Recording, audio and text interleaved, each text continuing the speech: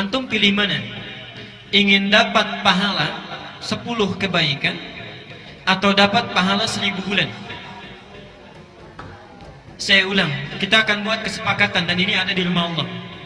Ada di rumah Allah. Dan Allah tidak akan menyalahi janji. Dan antum membuat kesepakatan disaksikan oleh Allah insyaallah. Ada tawaran dapat 10 kebaikan pahala, dapat 1000 bulan. Ingin nomor 1, nomor 2. Saya ulang. Ibu-ibu itu pintar itu kalau hitung gitu ya. Nanti saya berikan rumus ibu-ibu itu ya. Baik. Ada tawaran. Gak ada yang ketiga, cuma 2. Pilih salah satu. Ingin dapat 10 kebaikan, ingin dapat 1000 bulan. Baik, dua-duanya, gak ada masalah. Baik. Alhamdulillah. Perhatikan sini ya. Yang gak jawab masih ragu-ragu itu. Kalau antum bawa ilmunya saja hari ini, itu dapat 10 kebaikan.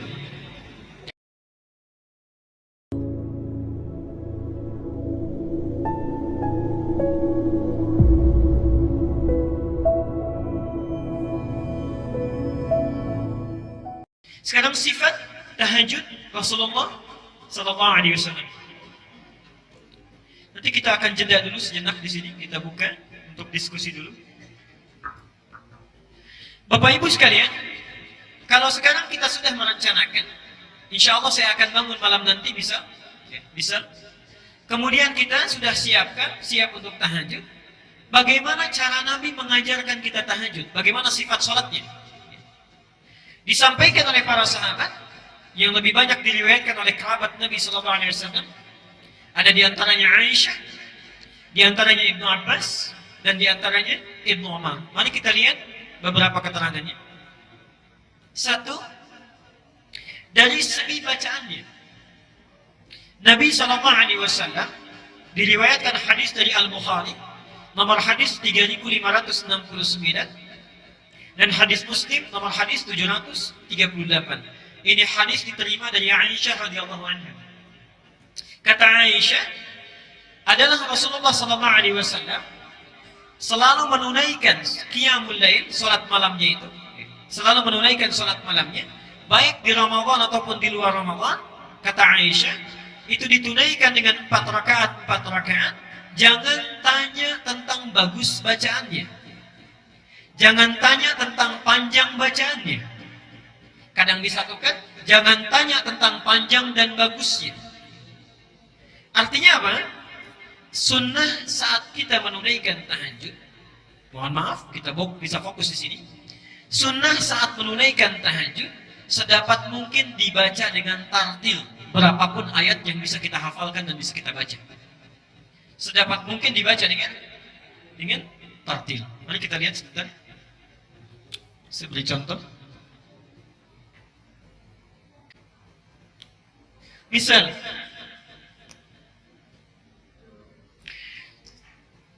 antum ingin menunaikan tahajud, baru hafal 50 ayat Al-Baqarah. Kenapa ada 50 ayat Al-Baqarah? Ditunaikan misalnya 11 rakaat. Kita bagi 50 jadi 11, berapa? Kurang lebih? Baik ya. Ada yang 4, ada yang 5 ya. Ada 4, ada yang 5. Misal, rakaat pertama 5, rakaat keduanya 4 dan seterusnya. Ini masih sedikit. Sedikit ya? Baik. 4 ayat itu tidak banyak. Alif lam mim dzalikal kitabu la raiba fihi hudan lil muttaqin alladzina yu'minuna bil ghaibi wa yuqimuna as-salata wa mimma razaqnahum yunfiqun. Kemudian walladzina yu'minuna bima unzila ilaika wa ma unzila min qablik wa bil akhirati hum. Sudah selesai. Allahu akbar. Tidak banyak kan? Baik. Tidak banyak. Ada yang kedua banyak. Misalnya, saya ingin menyelesaikan, maaf, misal saya sudah hafal surah Al-Baqarah 286. Dibagi 11 berapa?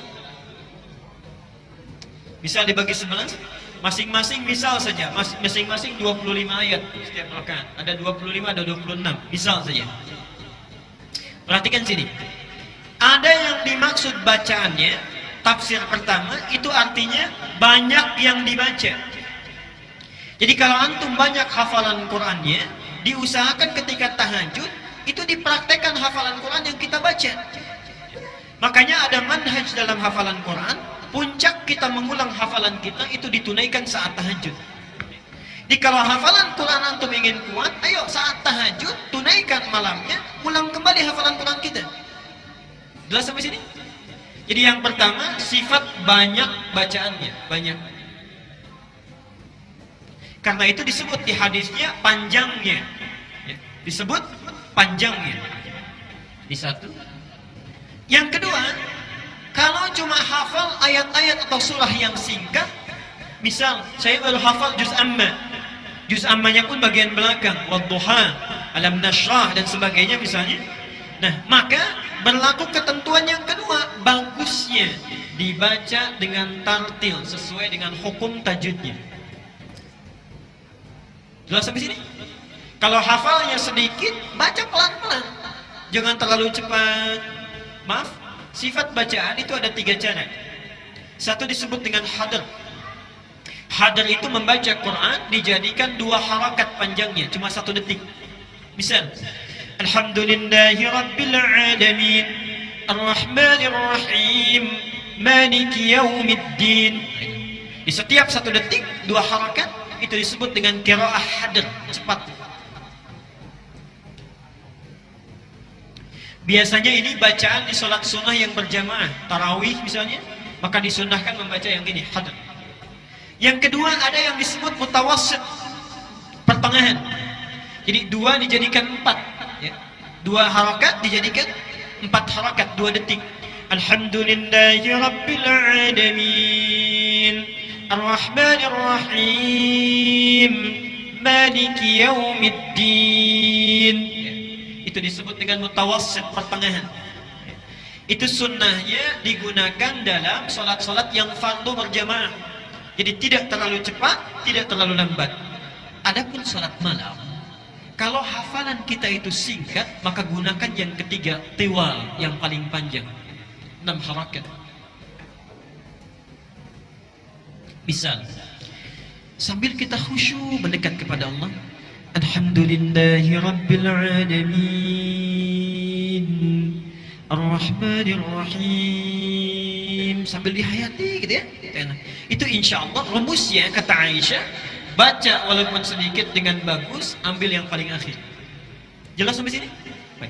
Nah, bacaan seperti itu yang akan menyentuh ke dalam jiwa. Kalau antum bangun malam tapi bacaannya kecepatan, itu juga tidak akan berpengaruh kepada jiwa. Jelas ya? Itu bagian pertama rumusnya. Di sunnah nabinya, kalau panjang bacaannya, silahkan baca dengan qiraah yang hadar tadi, kalau banyak. Kalau pendek bacaannya, maka tingkatkan kualitas hukum tajwidnya. Jelas?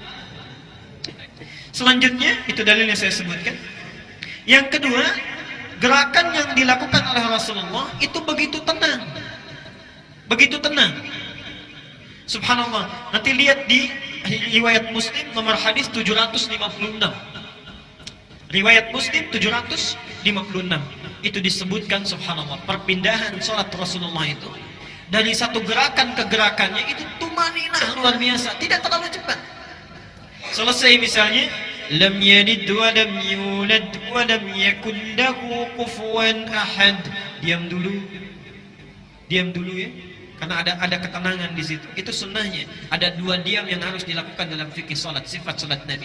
Satu, diam sebelum membaca Al-Fatihah, itu membaca iftitah atau istiftah. Yang kedua, diam setelah membaca surat sebelum kita ruku. Diam sejenak baru beliau bertakbir untuk ruku. Rukunya pun tenang sekali.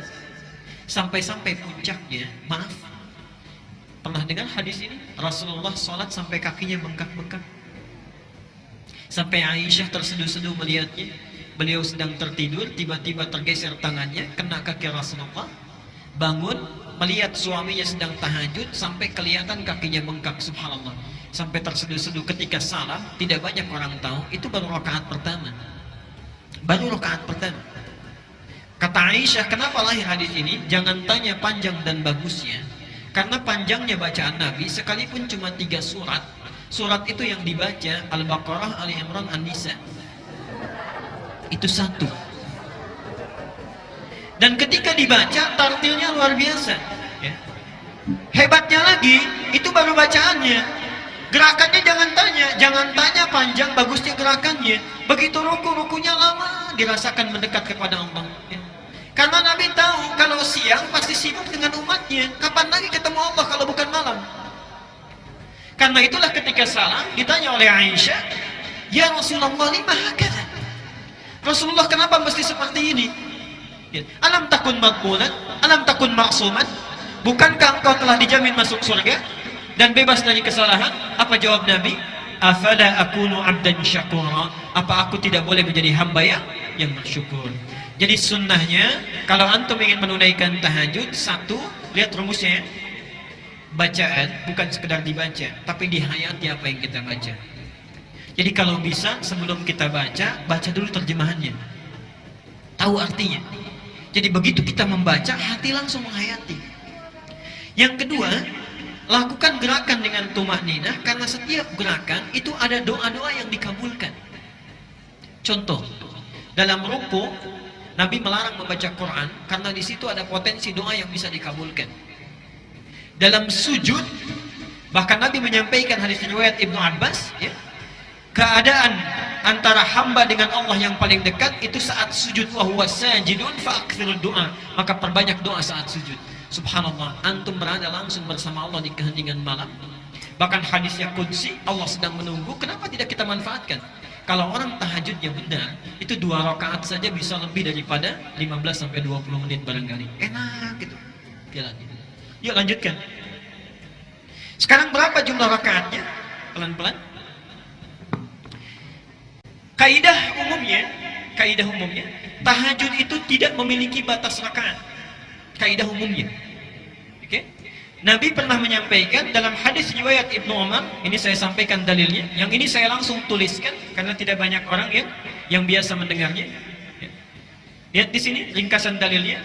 Ada di Al-Bukhari nomor hadis 460, Muslim 1782 dan At-Tirmidzi nomor hadis 437. Dari Ibnu Umar, lihat rumus pertamanya. Salatul laili, salat malam itu, cara menunaikannya masna. Silakan lakukan dengan dua-dua. Jadi 2 rakaat salam, 2 rakaat salam. Fa idza khashiya ahadukumus subha shalla rak'atan wahidatan tutiru lahu ma qad shalla. Kalau sedang menunaikan dua-dua itu tiba-tiba tidak sadar sudah dekat ke subuh, maka langsung tutup dengan sekali witir. Jadi aturan umum salat tahajud itu yang dilakukan di malam hari itu umumnya tak terbatas jumlah rakaatnya. Kalau itu ingin dilakukan maka mulai lakukan dengan 2 rakaat. Jelas sampai sini? Di 2 rakaat salam, 2 rakaat salam. Tiba-tiba kita akan bangun lagi, misalnya datang fajar, lebih dekat fajar, cukup bangun tunaikan 1 rakaat dan itulah disebut dengan witir sebagai penutup. Jelas sampai sini? Baik. Adapun yang sering dilakukan Nabi, walaupun Rasulullah menyampaikan umumnya kepada para sahabat, kenapa hikmahnya menyampaikan dua-dua? Karena Nabi tahu kalau sahabat diajarkan satu amalan pasti akan ditiru itu. Pasti akan ditiru. Pertanyaan saya, apakah semua orang bisa meniru Nabi? Belum tentu.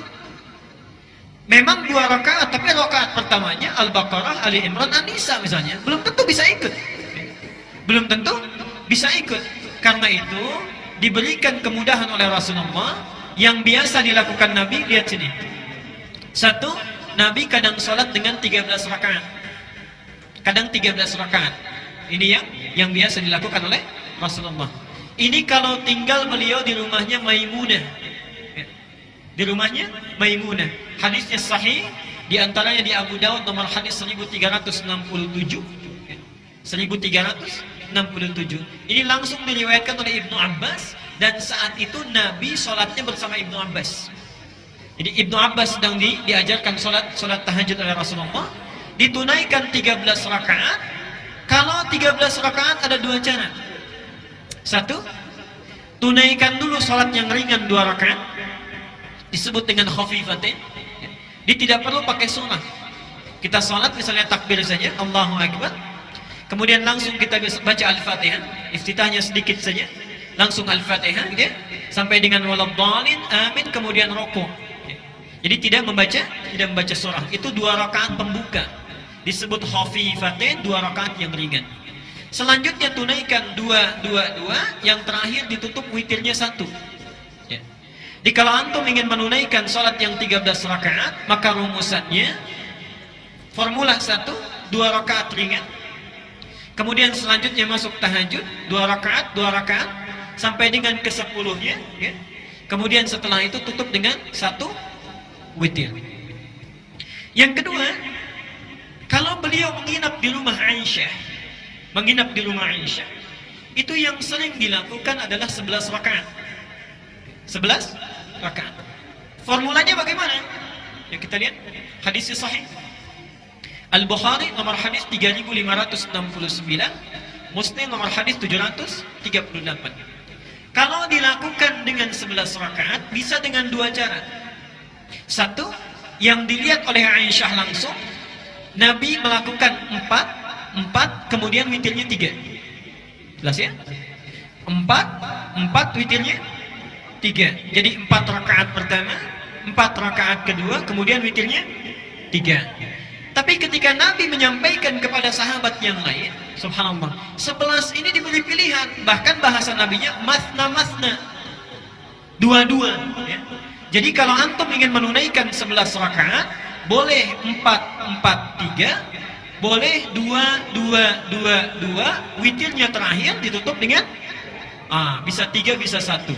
Bisa 3, bisa 1. Tapi tolong catat gini ya, tolong catat dengan penting. Sifat sholat Nabi, kalau beliau melakukan di 4-4-3, itu biasanya di setiap rakaatnya, misal yang 1, yang 4 ini, itu banyak yang dibaca, ditamatkan, diselesaikan. Misal 4-4-3, dari 4-4-3 ini ingin menamatkan misalnya, mohon maaf, 4-4-3 11 juz. Di setiap satu berdiri 1 juz misalnya, 1 juz. Jadi sekali 4 rakaat itu berapa juz? 4 juz. Ringan itu insya Allah. Demi Allah saya katakan ringan. Ketika antum berdiri, ringan itu ya, insya Allah. Yang berat berdirinya. Lihat sini, sebentar. Perhatikan sini ya. Ini 4, ujungnya 3. Tapi kalau dipecah oleh beliau menjadi 2, kemudian 1 atau 3, perhatikan rumusnya. Ini sebetulnya rumus untuk memudahkan supaya kita tidak berdiri terlalu lama kalau tidak kuat. Contoh, ini kan 4. Antum tahan nggak berdiri sampai 4 juz? Tapi kalau kita berdiri dipecah jadi 2, 4 dibagi 2. Yang tadinya berdiri 4 ini, berdiri misalnya sampai dengan 3 jam, misal 3 jam. Ketika dibagi 2, kaki kita itu hanya beristirahat 1,5 jam saja berdiri. Atau misalnya 1 jam saja. Setelah selesai kan bisa duduk dulu, baru bangun lagi. Jadi rumusnya kenapa dibagi kepada 2? Biasanya yang 2 ini untuk memudahkan dan memperingan cara kita berdiri. Jelas sampai di sini? Baik. Jadi kalau antum ingin nyaman, banyak berdirinya, banyak turun naiknya, silahkan tunaikan 2. Kalau sekiranya ingin menamatkan Qur'annya, sanggup berdirinya, silahkan tunaikan 4-4-3. Jelas sampai di sini? Baik. Jangan ribut begini. Oh, ini yang benar 4-4-3. Oh, tidak, ini 2-2-3. Ya. Tapi sholatnya sama, tidak sesuai sunnah Nabi. Yang 4-4-3 30 menit, ya. Yang 2-2-2-1 cuma 20 menit itu sama-sama keluar. Baik. Saya kira saya berhenti dulu di sini. Baik. Jadi setelah disampaikan amal itu, perhatikan sini ya. Antum pilih mana? Ingin dapat pahala 10 kebaikan atau dapat pahala 1000 bulan? Saya ulang, kita akan buat kesepakatan dan ini ada di rumah Allah. Ada di rumah Allah. Dan Allah tidak akan menyalahi janji. Dan antum membuat kesepakatan disaksikan oleh Allah insya Allah. Ada tawaran dapat 10 kebaikan pahala, dapat 1000 bulan. Ingin nomor 1, nomor 2? Saya ulang. Ibu-ibu itu pintar itu kalau hitung gitu ya. Nanti saya berikan rumus ibu-ibu itu ya. Baik. Ada tawaran. Gak ada yang ketiga, cuma 2. Pilih salah satu. Ingin dapat 10 kebaikan, ingin dapat 1000 bulan.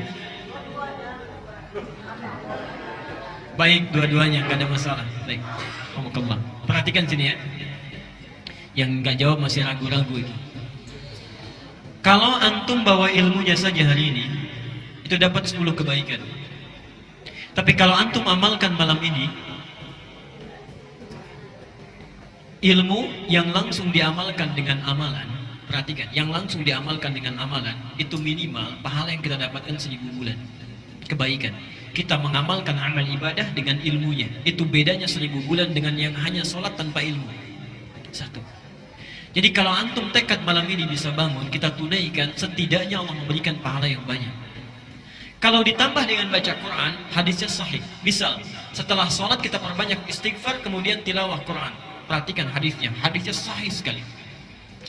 Orang yang membaca Al-Quran, kemudian dia mengamalkan kandungannya, maka akan dibangkitkan saat yaumul hisab, membawa mahkota yang sinarnya sangat terang, lebih terang dari mentari yang masuk ke dalam rumah-rumahnya, dipakaikan di kepala kedua orang tuanya. Saya ingin tanya, maaf ya, sampai detik ini antum sudah semaksimal apa berbuat baik kepada kedua orang tua? Jangan katakan orang tua saya sudah tidak ada mantan orang tua. Oke. Sudah sebaik apa? Kalau maaf ya, tolong dibawa ini sampai ke rumah. Kalau antum masih ada orang tua, jangan tunggu hari esok untuk berbuat baik. Muliakan dari sejak sekarang, bagaimanapun caranya. Karena demi Allah saya katakan, saya dari kecil dirawat sampai tumbuh dari SD, masuk ke pesantren sejajar dengan satu thanawi ya, satu SMP, ayah saya wafat. Saat sudah sanggup kita berbuat satu kebaikan, orangnya sudah tidak ada. Jadi jangan sampai antum mengalami hal yang sama dengan apa yang saya alami. Ada orang tua berbuat baik, jangan sungkan kita. Tapi kalau sudah tidak ada, sulit lagi kita untuk berbuat baik. Kalau antum orang tuanya sudah tidak ada, sekarang diberikan peluang kebaikan. Setiap kita baca Quran mengamalkan, ada peluang kita memberikan mahkota bagi kedua orang tua kita nanti. Awas, hati-hati. Orang tua yang lainnya mendapatkan mahkota, orang tua kita hanya tersenyum atau bahkan sedih, anak kita tidak membawa apa-apa. Karena itu ilmunya sudah saya sampaikan, malam ini tinggal kita praktekkan. Semoga Allah memberikan kebaikan kepada kita semuanya.